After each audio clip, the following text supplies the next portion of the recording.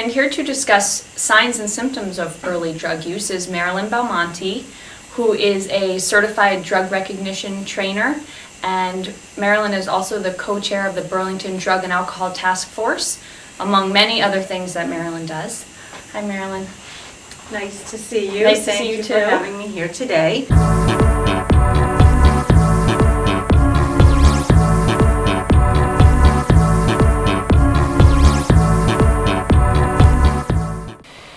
I would like to take a moment and talk to parents about some of the signs and symptoms that are very, very important for you to be looking for.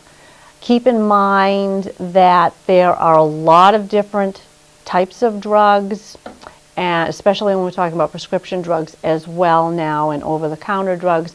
But the important thing is to just sort of think of them as being in groups, because drugs within the same category will give you the same signs and symptoms. So you don't need to know exactly which drug, but you're going to get the idea. For example, if we're talking about stimulant drugs, what are stimulant drugs? Well, cocaine, crack cocaine, methamphetamines, also ecstasy is a stimulant drug. So there's a number of them, as well as Adderall. If you have a child that's on some ADHD medications like Adderall or Ritalin, those are also stimulant drugs.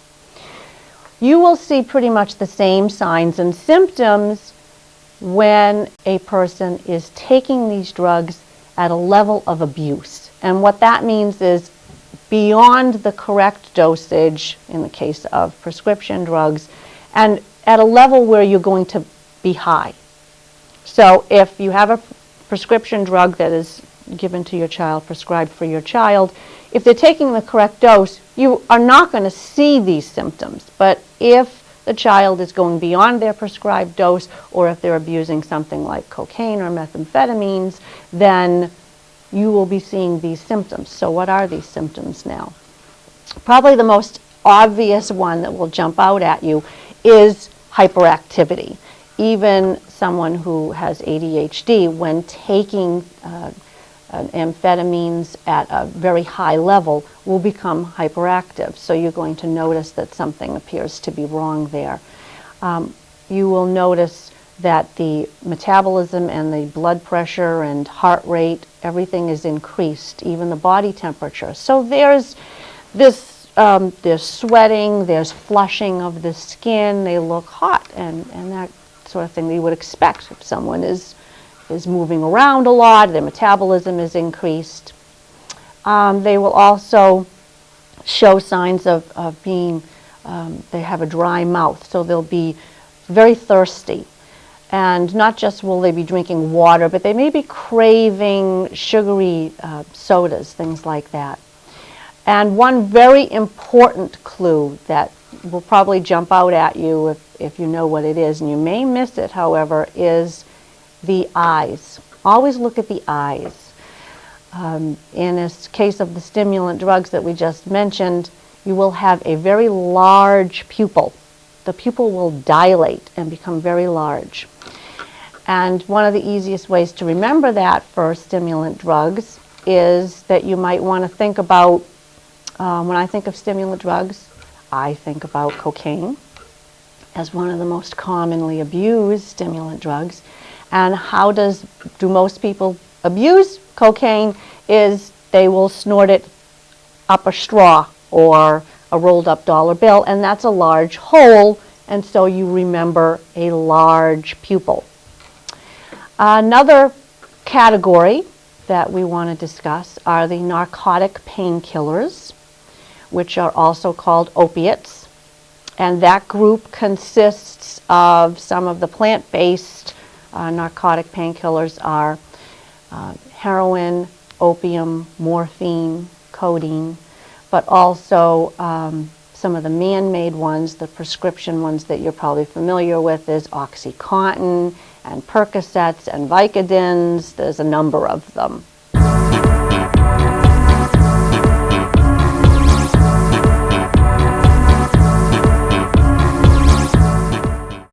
These These are all called narcotic painkillers or opiates, and what they do is the opposite of the stimulant drugs. They're going to bring all the vital signs down.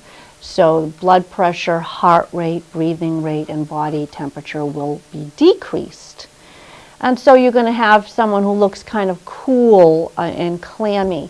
They will be very sleepy looking, sort of like they're ready to doze off in the middle of a sentence. They may, their speech may not be slurred, but I've heard it described more as just very slow, very sleepy. There's a dreamy sort of walk and talk that goes along with that. You'll also see a lot of scratching. If the person is talking to you, they will just not be able to stop this sort of scratching as they're talking. And again, with the eyes, and we are talking about at a level of abuse, not someone who's taking a prescription appropriately, but at a level of abuse, you're going to see a pinpointed pupil. That's a pupil that is so constricted that you can barely see it. Very, very tiny. And an easy way to remember that is, again, when I think of narcotic painkillers, the first thing that jumps to my mind is heroin as the most abused, widely abused narcotic painkiller. And when we think about heroin, we usually think about someone using a needle to inject that. So you think of a pinpoint, and remember the pinpointed pupil. Those are the two main categories that we want to discuss today. There are a number of other ones. There's the hallucinogens, such as marijuana, which is also hallucinogen. There's LSD, and there's a number of other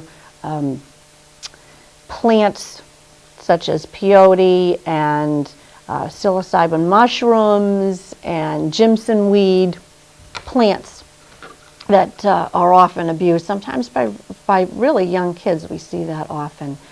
Even morning glory seeds are a problem. Sometimes kids will learn about some of these more obscure plants online at pro-drug websites, and they'll try to experiment with these hallucinogens, which can be very, very dangerous.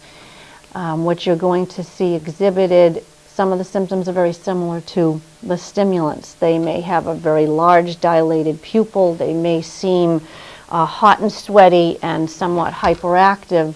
They may seem very aggressive and paranoid. But what you're going to see that makes it different from the stimulant drugs is there's a psychosis that's involved. They'll be talking about